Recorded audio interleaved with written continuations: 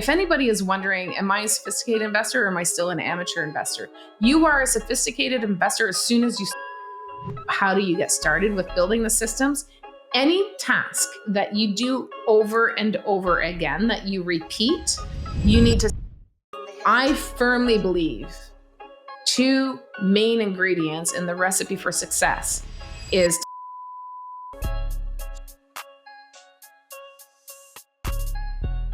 Joining us is Danielle Chiasson. Danielle, do you mind just telling us a little bit about yourself, introduce yourself to the audience, how you got started in real estate? Okay, so for those of you who've not heard of me before, I'm Danielle Chiasson. I live in the Greater Toronto area, just on the west side of Toronto. And I have been a real estate investor for the last, I don't want to say, for the last 21 years, Al Ray. 21. Whoa. Okay. I know. And no, I did not start when I was 5. I was much older than that. But yeah, so I've been an investor. Now, here's the thing. I've been investing for 21 years. My first rental property I bought in my 20s. But I don't consider myself to have been an investor back then. I was just a landlord. And so my definition of, a landlord is an amateur investor. And then once you start educating yourself and you get more refined, you start learning what investing is all about when you're in the real estate space, then you become more of a sophisticated investor. And that's what I did in 2013. So I spent the first 10 years as a landlord. And then in 2013, I flipped over into being a sophisticated investor because I went down into the States and got myself educated, got into flipping, got into so many different creative ways of doing real estate investing. And I was doing this at the time without using my own money. So I got into flipping. I was doing duplex conversions. I was doing JVs. I was doing private financing. Like you name it, I was using all of the different strategies to actually get into real estate. And I haven't looked back. It's been amazing since then. When I was doing all this stuff locally here, local real estate groups, that's when local real estate groups started kind of popping up a little bit. And they were paying attention. They're like, Danielle, can you come speak? And then they were like, oh, can you coach me? And so then I kind of got into the coaching space and I really love helping people. It's something that I've learned. And so in 2020, let me think now. So I was doing one-on-one coaching. And then in 2021 is when in 2022, summer of 2022, I started building this vision of doing, instead of one-to-one, doing one-to-many for real estate and business coaching. And then started doing that last year. So now I'm just focused on strategic success consulting, which is the coaching business, and getting out great content to people, building that community and a support system for real estate investors and business owners alike. Okay. Well, I have a question for you. Yeah. People listening out there, they're like, well, which category do I currently fall under? Am I a landlord or have I graduated into becoming an investor?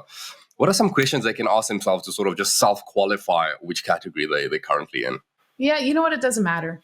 Honestly, like you just gotta no, I'm just saying, I don't like labels, right? I really don't like labels. For me, that's how I defined my career, was being an amateur investor to a sophisticated investor. But honestly, I was investing and I had my foot in the door and I had rental properties, and nobody in my inner circle, my friends, my family, didn't have rental properties. Like if you look at the percentage of people that have a secondary home in Canada, it's really, really low. And so you're already ahead of the game. So don't diminish what you've done just if you think you're an amateur investor, haven't done a lot, or you're just a buy and hold person. Listen, you're doing it and you're doing it way ahead of, the rest of the population. So personally, I personally don't like labels. I label myself. Yeah. But yeah, it's just, I don't know. It's just to define my career and kind of the evolution of my career. So you were asking about kind of my evolution as to how I got to where I am now. Yeah. So, but yeah, you know what, at what point, I mean, there's a lot of, there's some full-time investors that, in my opinion, are still not knowledgeable enough to really maybe call themselves a sophisticated investor, but they're on that path. They're learning, they're doing it. Right. And, that's the only way you're going to get there is by actually doing it. Oh yeah. The growth never stops. And, just off the top of my head, one way that I would sort of differentiate it is I think you become a lot more intentional when you're an investor about it's not the accidental landlord. You know what I mean? You purposeful. This is the path that you want to pursue, and you have a goal in mind. And that's where the education really kicks in, and you start taking it seriously. So yeah, no, I fully get that. I love the way you sort of broke it down and separated it. Like, started off as a landlord, and then I graduated into becoming an investor. Now you touched on investing, moving out to the States. Did you eventually make the decision to come back to investing in Canada? What did that look like for you? Actually, I was not investing in the States. I was learning in the States. And if I can just learning. Just learning in the States, because they really didn't have anything here at the time. I mean, they had RAIN, they had Rich Dad, Poor Dad, but they really didn't have a really robust education system for potential real estate investors or people that wanted to do real estate investing as a career. And so I went to the States and I started learning with fortune builders. And man, I mean, their program was just intense, and they still have it. And that is what launched my career, truly. But here's what I'm going to say, just going back to your question, like, if anybody is wondering, am I a sophisticated investor or am I still an amateur investor? You are a sophisticated investor as soon as you start educating yourself, period. Like, coming back to what you said about being a landlord or an accidental landlord, well, there's nothing sophisticated about, buying a property and renting it out. That's that accidental landlord. Or maybe you had your starter home, which might be a bungalow in Hamilton. So I invest a lot in Hamilton. And then you go, oh, okay, well, I can make that basement suite into a separate suite.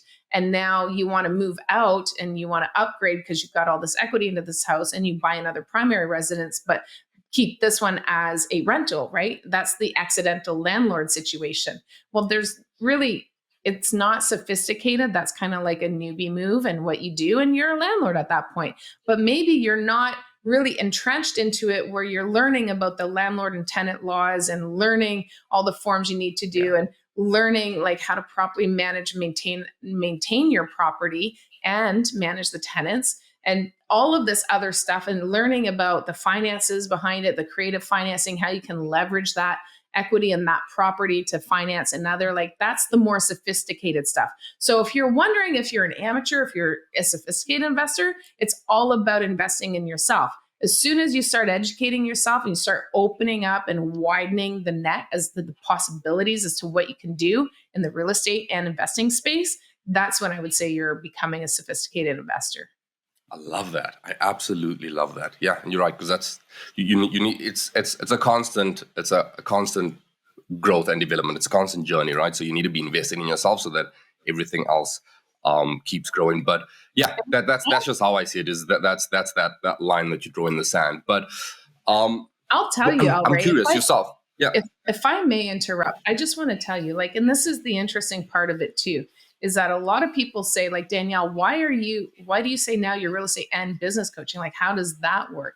Because most people, you're that accidental landlord, and then you start educating yourself, and now you start growing a portfolio. Now all of a sudden you're running a business, and that's not what you bought in for. You just wanted to buy properties, rent them out so you can have a little bit of extra money, maybe to go on vacation, pay for your kids' tuition, have a healthy retirement. Now all of a sudden you have to run this business. So it goes hand in hand. Yeah. And that's where you really become sophisticated, because now you learn to systematize your business. Now you're learning to delegate. You're learning to hire people to do certain things, like maybe a leasing agent, maybe a property manager. And so that's where you get that really high level sophisticated. Now you're learning how to run a business.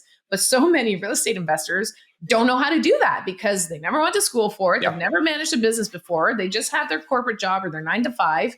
And they're like, I don't know what I'm doing.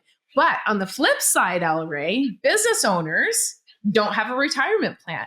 And then they realize after they're busy in their business, they're like, wait a minute, I need to start investing some of this money so that I can retire and not work until I'm 75. And so real estate is a great way for them to funnel some of that capital that they're making in their business and start building a rental portfolio so that they can retire and have a lot of equity in those homes for that retirement. And so they go hand in hand. And that's why, for me, it's real estate and business. And the other thing is too, by the way, when a lot of times with our business clients, we actually help them. The biggest thing is we help them systematize in their business so that they can get some time back so they can invest in real estate and learn how to invest in real estate. So I don't know, it's been a fun journey, but real estate investors don't think they're business owners until they realize, shoot, I'm running a business and they need that help. So Absolutely. And that's probably another defining factor is when you're a landlord, you're not treating it like a business. That's right. And when you become an investor, you realize like it is a business. And one of the books that I really, really love is, and I'm sure you probably read it, is The E-Myth by Michael What? Gerber. I don't know if you've read that one, Yes. right? It's my favorite. Fantastic book. It's my I don't know favorite. how many times I've gone through that, but it really highlights and it helps you sort of realize where you fall on that spectrum. Am I a technician? Am I a manager? Am I an entrepreneur? Like, where are my strengths? Where are my weaknesses? And how should I outsource the rest so that I can actually treat this as a business? So that, you see landlord specials just painting over everything. I know where my strengths lie and I can outsource the rest. Maybe I'm handy and that's where I'll focus on. And I'll let someone else focus on the management side, let someone else focus on the entrepreneurship side, and sort of build that holistic team and put those systems in place. So I freaking love that. Mm-hmm. I love that. And then on the flip side, like you were mentioning, like business owners wanting to invest and helping them with the systems. Systems are my favorite part of it all. I'm not gonna lie. Like I kind of a nerd out on that side. Speaking of systems, what are just some general systems that you find you help people with? Oh gosh. Pick out your top 3. Where do we start? Like, honestly, just managing your calendar, just having a system in your calendar of what you're going to spend your time on, what part of the day. So like with me, I spend time with my team in the morning, and that's my morning. And here, we're recording in the afternoon. And the reason for that, again, is like the afternoons is time for external meetings and to do my own stuff that needs to get done and to put out any fires that the team has. But I always check in with the team in the morning and then get them up and running, make sure that they're good. And then, the external stuff. And you know what, maybe I want to do a lunch. Like, Elray, you're in town, you want to do lunch? Well, I've already met with the team. I can comfortably take a lunch and not have to sweat too much. So, managing your calendar is honestly not just for business owners, real estate investors, just everybody in general is just managing your time. Like, I firmly believe 2 main ingredients in the recipe for success is time management and delegation. And they kind of go hand in hand, right? If you don't learn to manage your time, you're not going to be able to get the stuff done in a day that you need to get done in order to be able to keep things moving forward and get ahead of the game. So what happens is when people are always behind the ball, they're always putting out fires, and then you have high stress, you have high anxiety. It's not a good journey. It's not enjoyable because you're always stressing. Gosh, I've gone through this myself, Elray. Like, as I'm building out strategic success and we're running and hosting a lot of events, we started out with 1 a month. Now we're up to 3 a month where we're hosting. And that's a lot. And so coming into the end of our season in June of 2024, I was like, man, I was exhausted because we were behind the ball. But now we've got the summer months. We're taking those summer months to really tune in our systems so that everybody knows exactly what they need to do and when. And then that way we can plan out things. And by the way, we're planning out our fall right now through December. And then that way, when I start in September, then I can start with January through March, and then we can just do it in quarters. So when you're intentional, when you're strategic, those are 2 of my favorite words, write them down, strategic and intentional. Then you can really, enjoy the journey, really. And everybody focuses on the destination, and it's not about the destination, because I'll tell you why. The destination is a goal that you have, but goals are fluid. They shift, they move, and you're just never going to reach them because as you get close to a goal, the goal posts move. And so you just never get there. So you really just have to enjoy the journey and find a way to enjoy that journey. Exactly. It's like you're running in the desert and you could see the water ahead. Like, you never get there. You never get there. You never get there. So tell me, I'm intrigued. Do you have any tools that you use to help you and your team sort of strategize this? Like, what are some things that you lean on? Okay. So Calendly, I use Calendly, talking about the calendar and managing your calendar. So for example, I had somebody on my team say, hey, this person wants to meet you. They want to have a call with you. So I'm like, perfect. Send them my Calendly link. Done. So there's no time wasted going back and forth, trying to find time in my calendar that works in their calendar. So I have Calendly. I have slots open in my Calendly. And I give you, Elray, that link, and then you find a time that fits in your calendar, and there's no going back and forth. And it's an easier process for you and for me. Like, how many times, I know there's a lot of people on this call. on this, listening to this podcast that are like, oh my God, I do that all the time. Like, it's so frustrating because you text the person some dates, they don't get back to you for a day or two. Now that one date is gone and now you're busy on the other times that you offered, and it's just back and forth. It's too much time. So Calendly, super easy to use, guys. Like, there is a learning curve to everything you're going to do, especially in technology. And man, I have a love-hate relationship with learning new technology because sometimes it's really hard. But once you figure it out, man, it's super easy. So Calendly is one. Yeah. That really helps with my manage my time, and it really helps me keep in my schedule the way I want to. And it just makes it so much easier. So Calendly is one. Another thing that I use, and I use this for building systems, and not just building systems, actually, I do my corporate org on there. When the banks are asking me for, the structure of my business, I use that. We use it for brainstorming, brain dumping ideas. But Mind Manager is a tool that I use in order to get my thoughts straight. I also use it for slide decks for presentations. So it's a brainstorming app for me. It could be used for many different ways, but for me, I just do a big brain dump. But the nice thing about it is everything is kind of in a bubble, and then I can start moving things around and organizing it in a cohesive way, or in a way so that's cohesive and understanding to the person that I'm sharing thoughts and ideas to. So, and this is what I do with my slide deck. So I will build out a radial map, it's called, inside Mind Manager. And I have all of my different ideas and thoughts put on there. And I give that to my team to build out my slides. Now, having said that, that's what I also use to build out my systems. So if I'm like, this is the goal, what I need to get done, then I categorize them and then I break it down. So it's like you're taking a project, you're breaking it down into tasks and then to-dos. And then you can just break it down into very specific to-do lists. And then you use that in order to create a system. So that's something else that I do. And it just has like everything that you need to do in order to achieve a certain goal or project end result that you're looking for. And I use that to break down goals as well. So you can use that to, here's my goal, and can break it down into maybe the goal is I want to get, a 6-unit building in the next 12 months. Okay, what do you need to do? Well, you need to do some marketing. You need to do connect with a mortgage broker or financing, and then just break down in the categories and then just break that down. So Mind Manager is something that helps keep me organized in my head. What else do we use? What else do I use? I use Notion. Notion is where I house everything. So obviously I use Microsoft Office is what I shouldn't say obviously. I used to use my iOS for mail and all of that. But now I've gone, because we have a team now, I'm into Microsoft Office. And so we use OneDrive for our online filing system. So I'm not a fan of Google. So I'm not a big fan of Google Drive and Google Docs, all of that. So I'm a Microsoft person. Yeah. Same thing. You can use either or.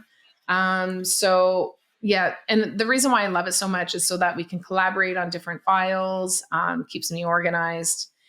I use pCloud. Check out pCloud, especially you, Ray, because you've got lots of videos. If you want to get into social media and you don't want to pay ridiculous pricing for housing your video content, pCloud is a one-time fee where you can buy X amount. It's an online storage, just like OneDrive or Dropbox or Google Drive, all of that. But for me, it's a one-time fee. You pay that fee for X amount of gigs, and then it's not like a monthly recurring fee. So I'd rather pay up front and have it forever than have that recurring fee just keep piling up. Because what happens is every time you max out, then you have to buy more, and then that monthly fee goes up and it goes up. So pCloud is what we use.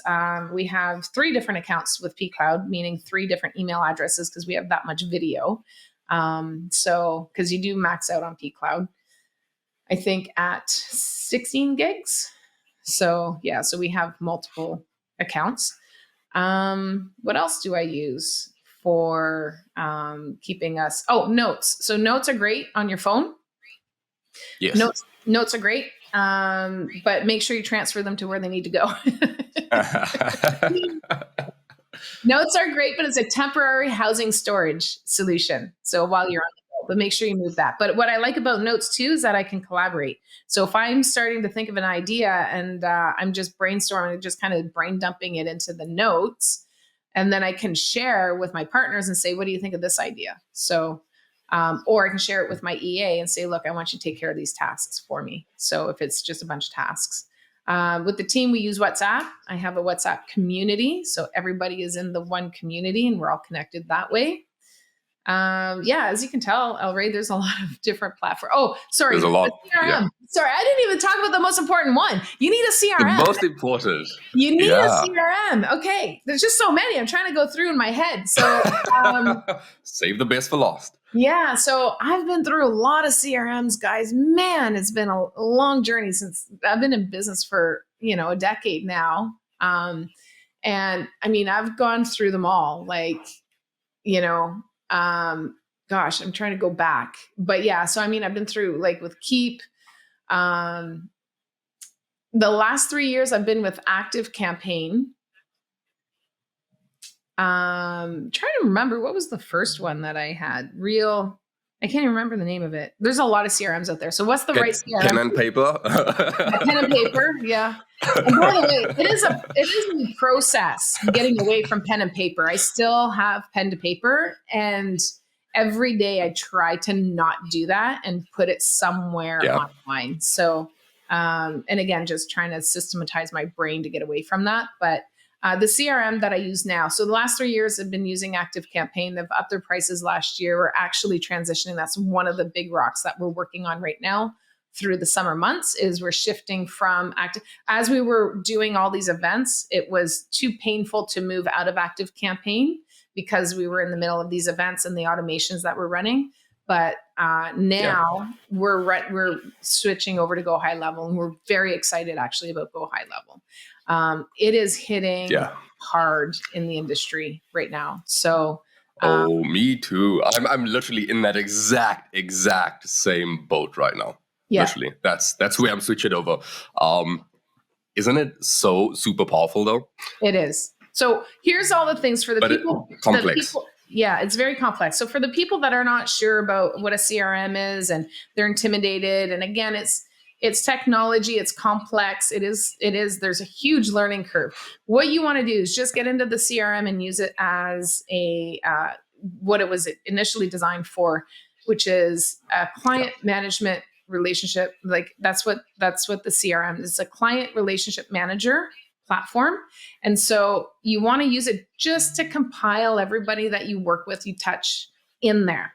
And then from there, it's just a database of all of your clients, all of your trades, your suppliers, any lenders, anybody that you deal with, realtors, like mortgage brokers, put them in there and then just start using it. Don't overthink it.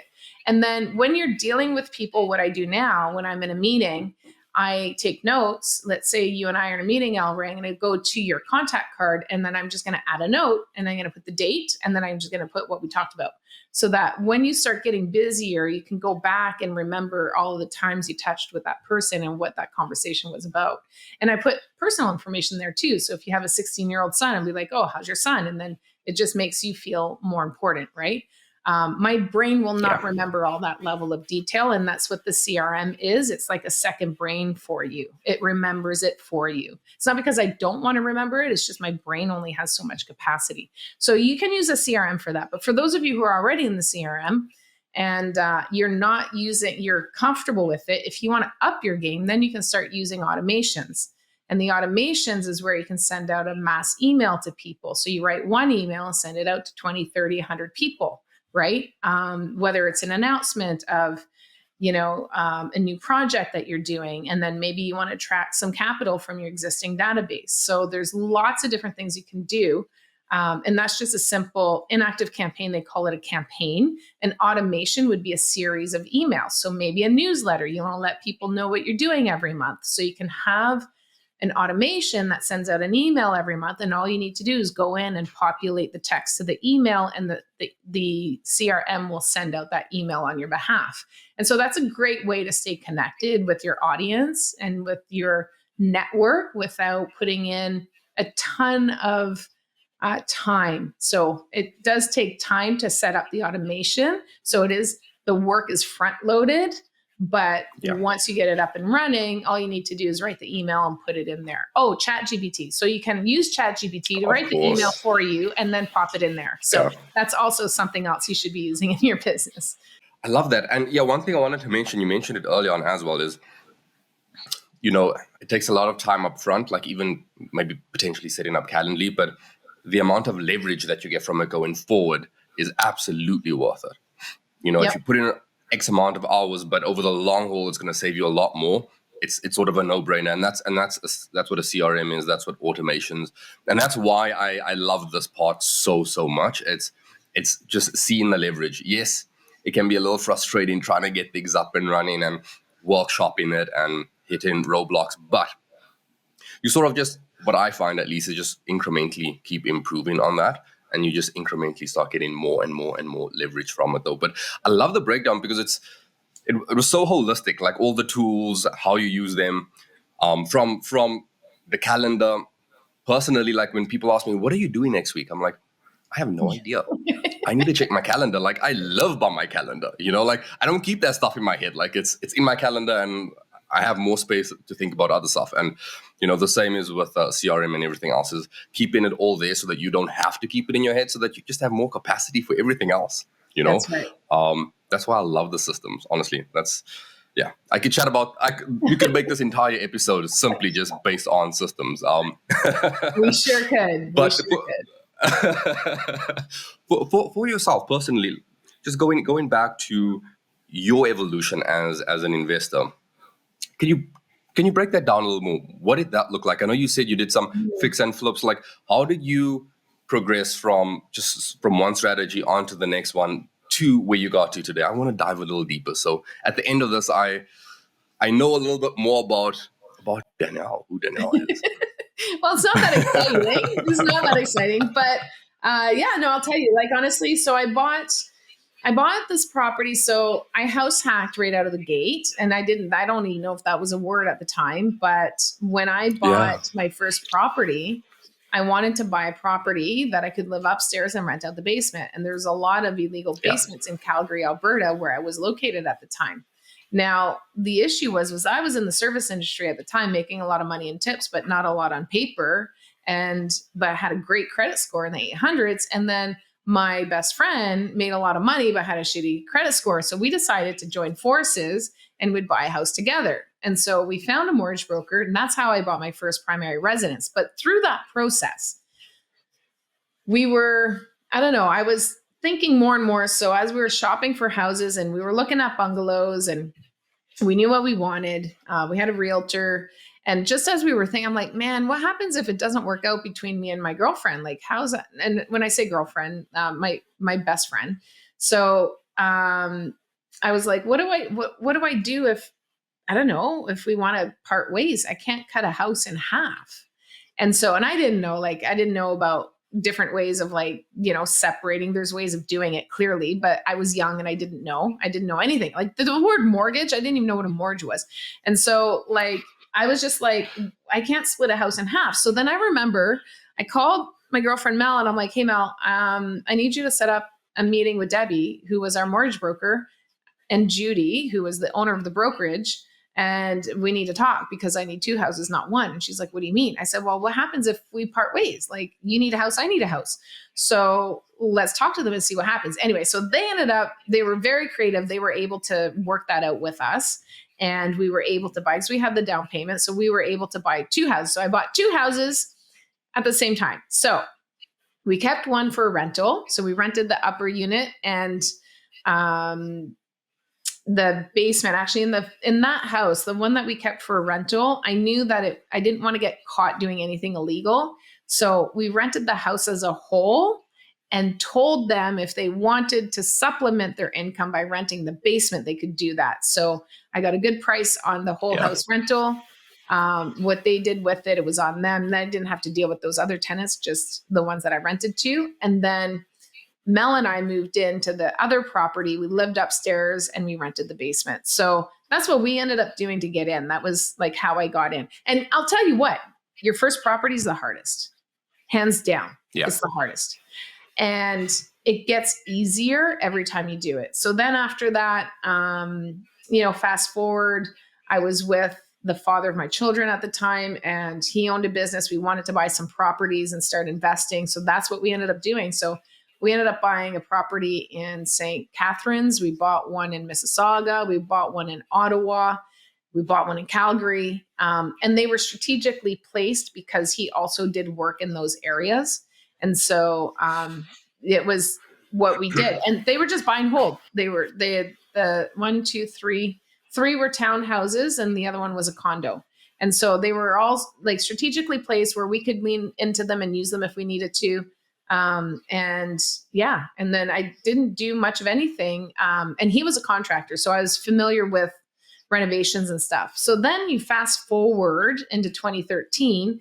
I think it was August of 2013. I was driving down the road. It might have been the end of July. I was driving down the road. I was listening to 680 News on the radio, and I heard an ad for Fortune Builders, which was, hey, learn how to flip, learn how to do this. And I was kind of bored with what I was doing. I'm like, yeah, I want to see. And it was a free, what they call a preview. So it was a 2-hour free thing. I showed up for it. And then they were selling tickets to the weekend thing. And I'm like, yeah, I'm in. I want to learn more. So I started drinking from that fire hose and I haven't looked back since. So bought into that, went down into the States, started training. Now, what I decided to do, and it's not typical, but what I decided to do was to dive in deep with learning and then start implementing. So I had allocated 18 months because it wasn't just, I had to change my life and the structure of my life. I had little kids at the time. And who were used to having me available to them. So I had to train them that mommy now was working and that they had to share me with work. And so I had to kind of restructure my life to allow me to go into flipping houses.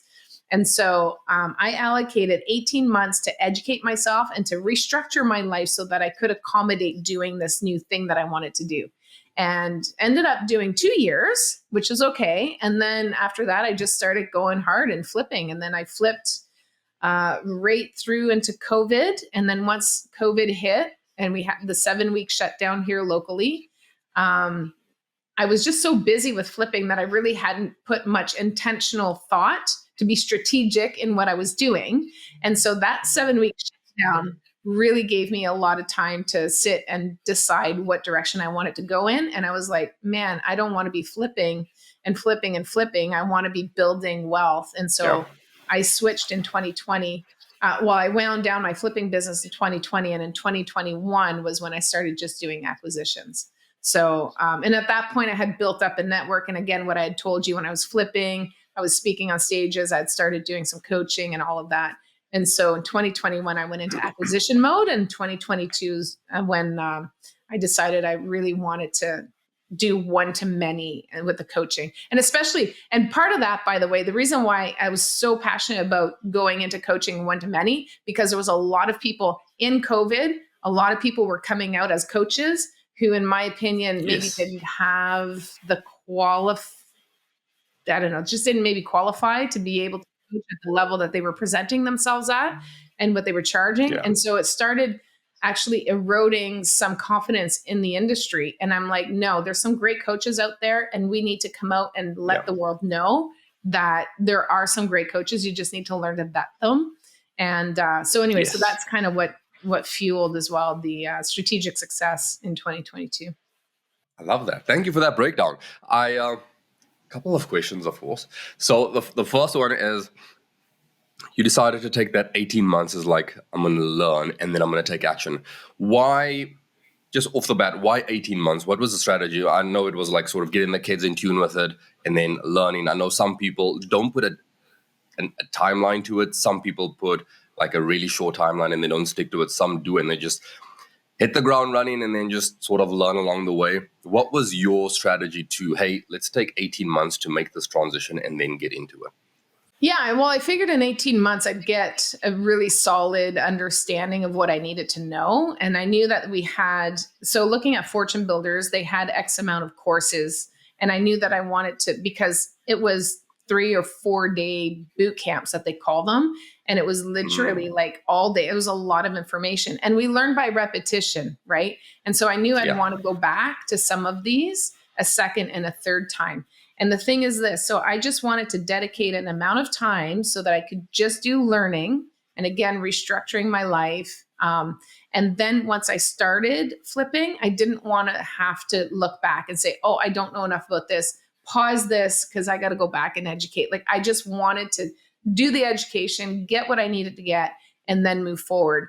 And full transparency, during this time, I was actually going through separation with the father of my children. So I was like, I'm going to take advantage of the time that I have now to be able to go to the state. Because if things go sideways, I don't know if I'll be able to leave. So things were still kind of good with him. He was still willing to take the kids. And so I'm like, okay, I'm going to, while he's taking the kids for the weekends that I'm gone, he's not giving me a hard time. I'm going to take advantage of that so that I can get the education that I need. Because here at the end of the day, El Ray, when you're investing in real estate, it's big dollars. And so if you make a mistake, it's going to cost you a lot.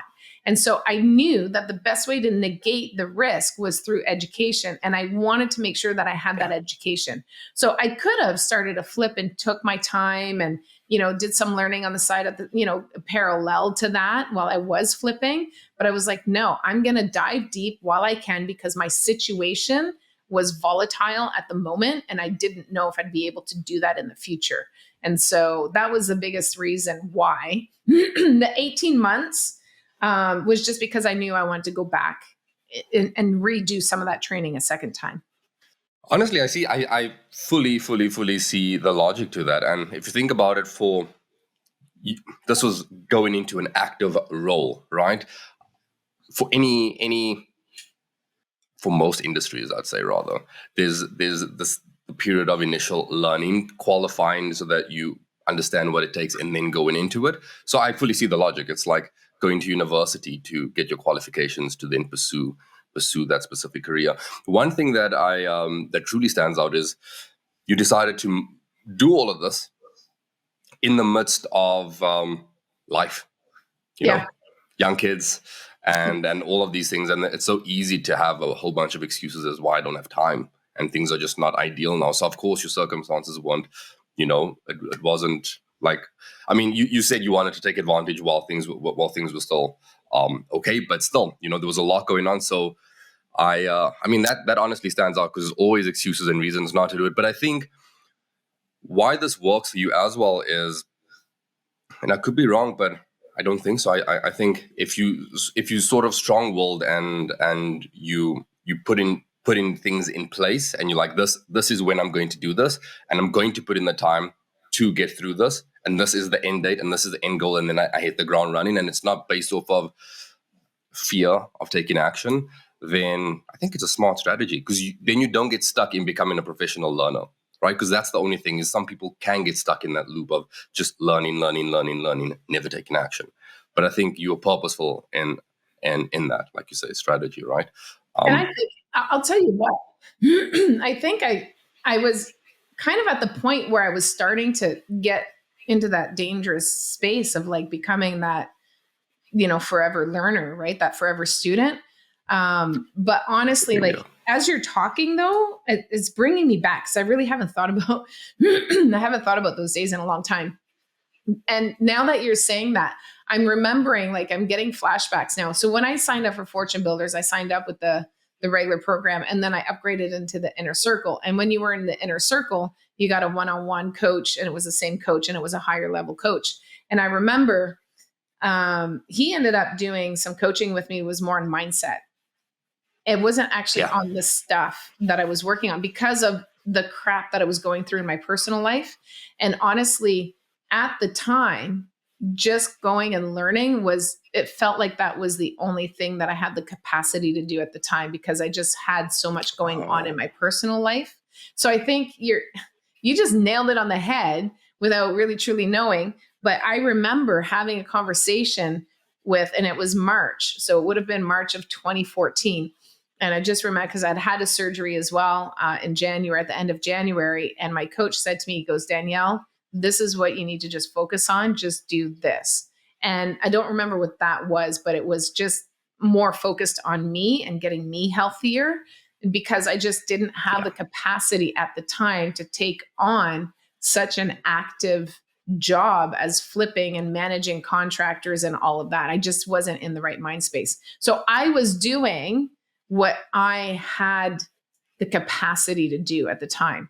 So, and this is one of the things that Yes. we're always teaching our students is like, just always be moving forward. It doesn't really matter, like, because small steps over a period of time will add up to big, big changes, right? And so, and that's really Yeah. what launched me. I was probably in the worst part, like, really the worst time of my life, really. But I Yeah. was still thinking, okay, I'm going to need to, restructure my life and set myself up with something else. And so that's what I could do. And that's what I did. Yeah. And that's I'm fantastic. sorry. Did we go dark there? I didn't mean to. No, honestly, no, not at all. I think it's really, really inspiring for people out there listening. Because yes, like for a lot of people, you can't see 10, 20 steps ahead and what that looks like. So you don't take any steps, Right. right? Because you stepping in the dark here. You can't see that far ahead. And there's so much power in compounding effects, just Hmm. small steps stacked on top of each other. So no, I love that. And I'm so glad that you sort of you dove in there and just opened up, because most people think things need to be perfect and that I need to be in a fantastic state of mind to get going, to start. And that's not the case, right? It's just, again, like you said, moving forward. Um, no, I honestly, I love that. I love that. And we touched on two like different factors here. It's, yes, the strategy side, the implementing things, and then there's the mindset side. And if you kind of need both, because you could have all the strategy and not be in the right mindset and use none of it. You can, and on the flip side, you could have the mindset and not have the strategy, and you sort of be running around in circles trying to take action that's not as meaningful as it can be. So no, I love that. We need the light and the dark. You We need to do. highlight both sides of it. So I really, really, really, really like that. If I can comment on what you said about people not wanting or not feeling confident, and really that's what it is. They're not feeling confident to take a step forward because they feel like they're taking a step in the dark. This is what I tell people. Taking a step in the dark is better than not taking any steps, because think about this. If you take a step in the dark and if you hit something that you didn't see, and what are you going to do? You're going to pivot. You're going to go around it, right? And so, like, you're not going to see what those obstacles are, and you're not going to be able to like course correct if you're not walking, if you're not taking those steps. And so it's okay to take a step in the dark. You're going to find out very quickly if you're on the wrong path, and then you just pivot.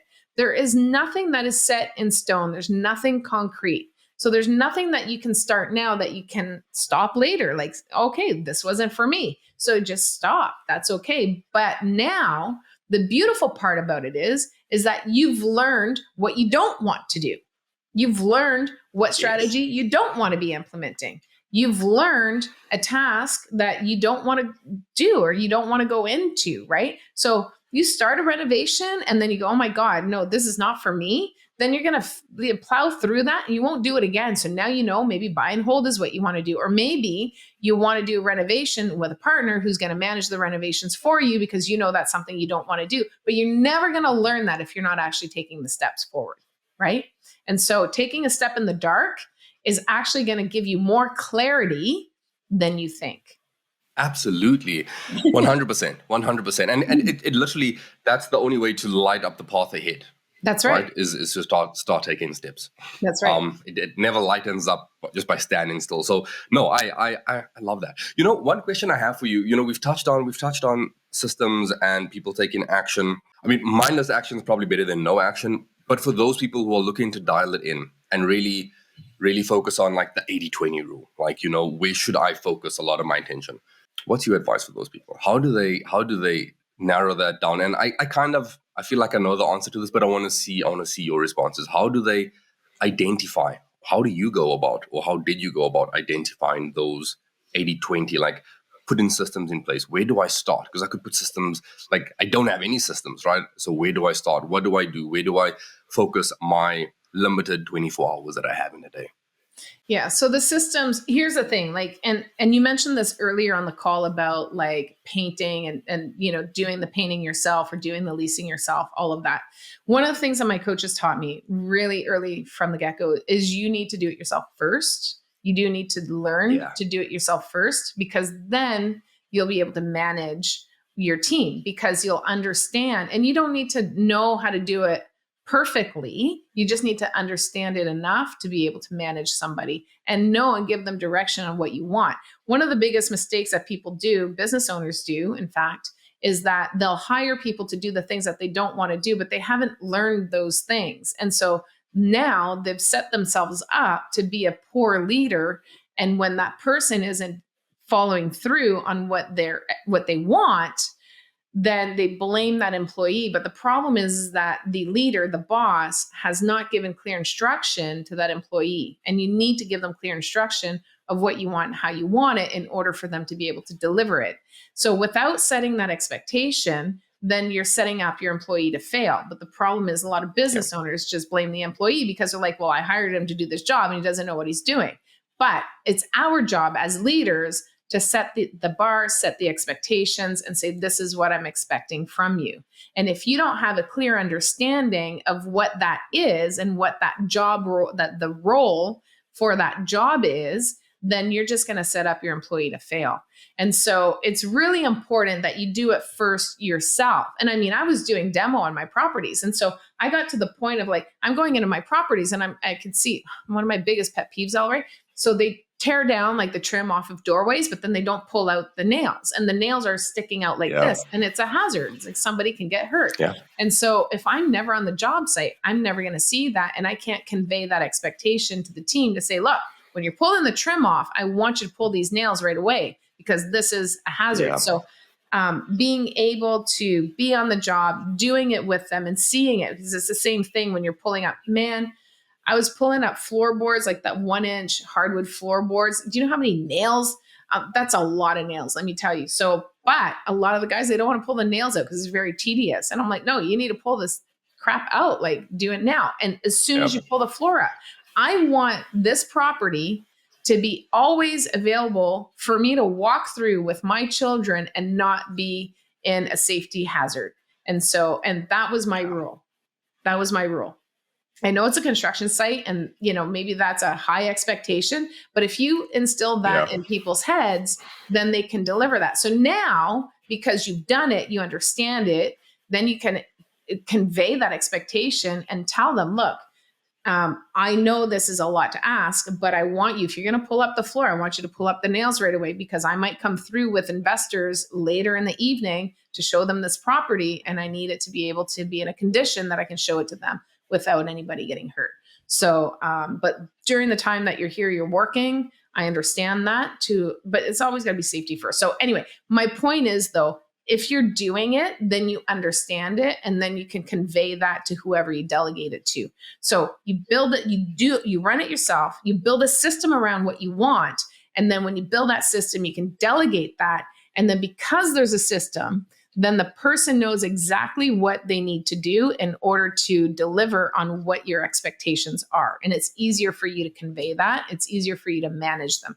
And you also know roughly how long it takes to do certain tasks. And so now you can have realistic expectations as well from that employee, which is another challenge. A lot of business owners, they haven't done the task and they think this should be done a lot faster than it realistically can be done. And so there's a lot of point of contention there between owners and employees. And so when you do it yourself, then you realize, oh, okay, it took a lot longer than I thought. So that gives good perspective. So doing it yourself first, setting up that system. So to answer your question, I feel like I'm taking the long-winded answer here, but to answer your question about how do you get started with building the systems, any task that you do over and over again, that you repeat, you need to systematize that. And the way you start to systematize that is by building a checklist.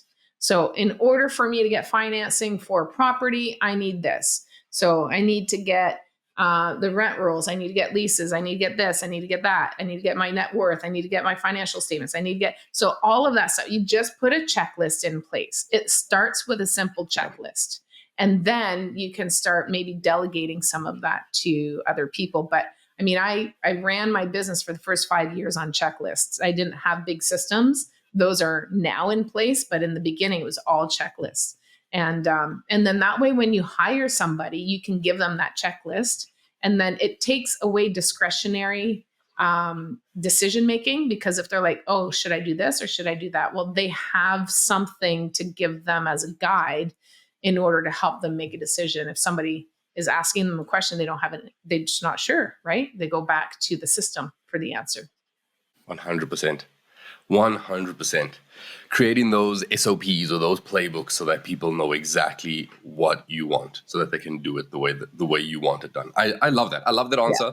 Yeah. Like I said, I thought I knew exactly what you were going to say, and yeah, that was it. I have a question for you. This is sort of one of the things I love doing in every episode, and I'm really, really curious to see what your answer is. So it's a little segment that I call Time Capsule. Let's just imagine we stumbled across a time machine that allows you to travel back and forth in time. Now, you can't change anything, of course, but you can give your younger or older self advice, give or receive advice. So let's go back to when you were 18 years old, not too long ago. What advice would you give your younger self? It could be business, investing, familial, personal, doesn't really matter. What advice would you give your 18-year-old self with the knowledge you now have? Trust your gut.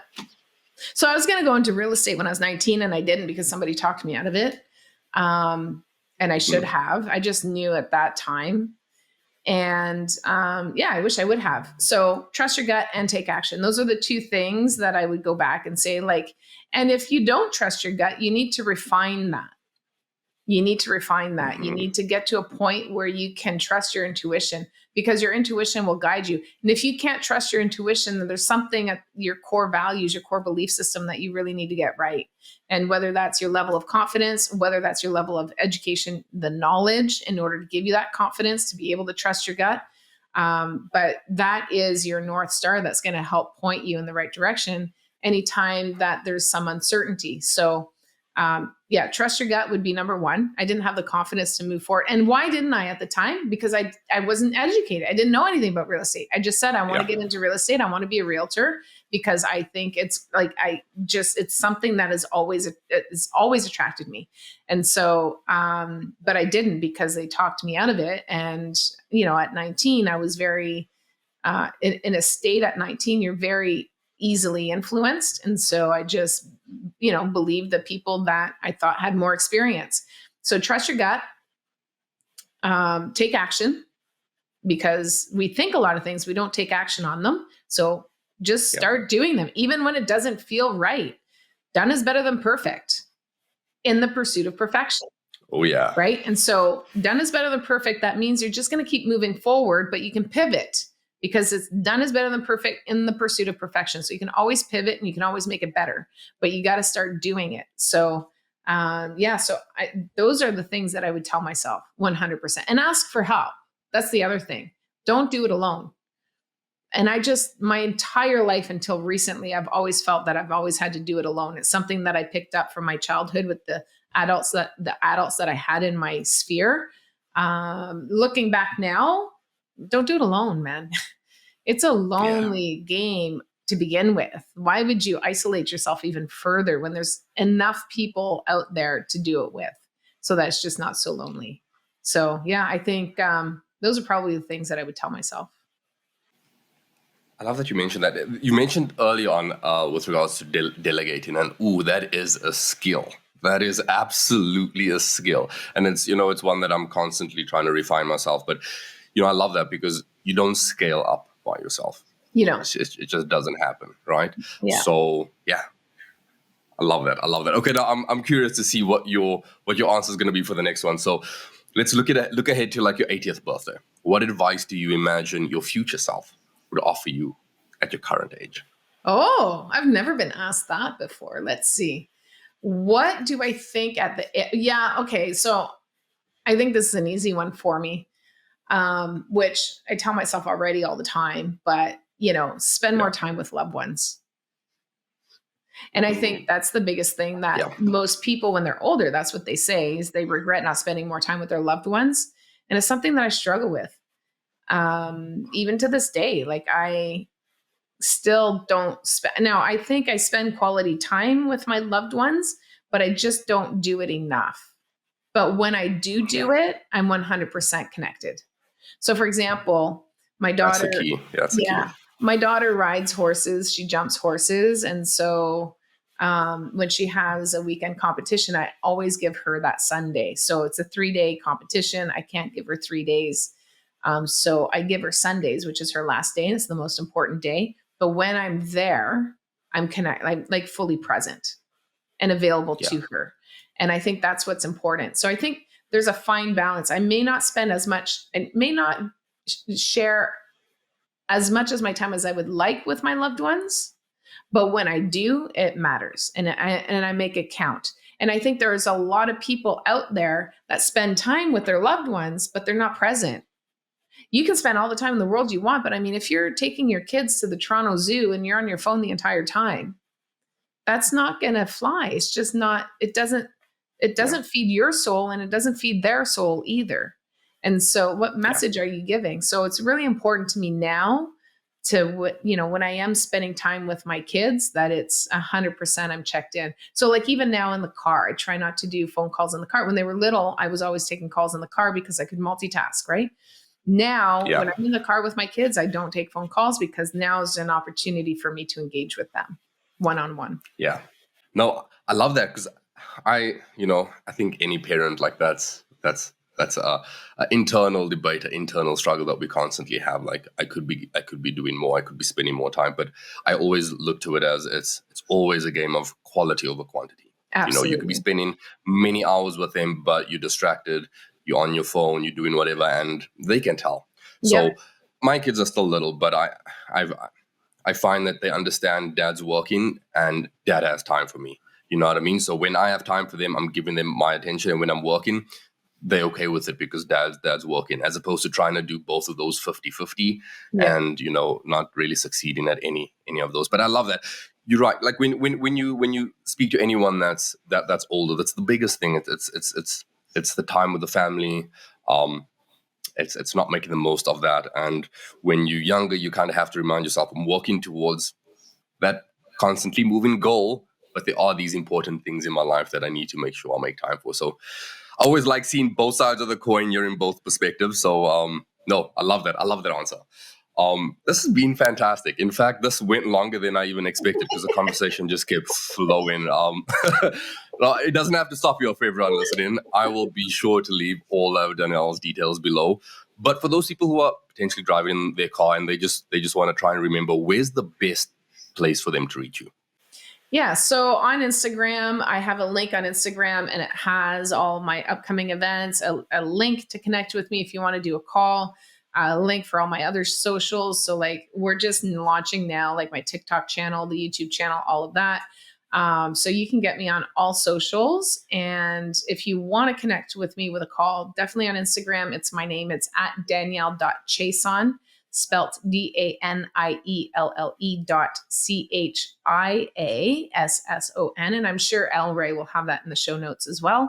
And absolutely, yeah. Yeah. And just connect with me if there's anything. I do genuinely love to help people. So if there's anything that you're challenged with, I'm happy to help. I do give out free 15-minute calls.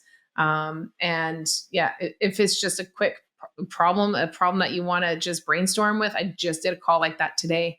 I'm happy to help. So reach out. You're not alone. Nobody's alone out there, guys. Like you're not alone. So don't think that you are. If you're struggling right now, it is a really difficult time right now in the economy. And if I can help, I'm more than happy to. I love it. I think it's easy for people to tell how sincere it is and someone that's actually wanting to help. With the amount of stuff you put out there, you have your own podcast. By the way, guys, you need to go check out Danielle's podcast. There's no way that you do all of this and it's just for yourself, right? Like there comes a point where you wouldn't be putting as much out unless you had a higher, greater purpose to help people. So no, I appreciate you coming on. This has been fantastic, Danielle. Thank you so much. Look forward to having you again. Thank you. It's been an honor and a pleasure. And if there's anything I can do to help you, Al Ray, make sure you reach out. Thank you for tuning in to the Wealth Through Real Estate Show. If you're looking for ways to simplify your business operations through innovative systems and tech, then you don't want to miss my episode with Megan Hubner. This is your host, Al Ray Noble, signing off.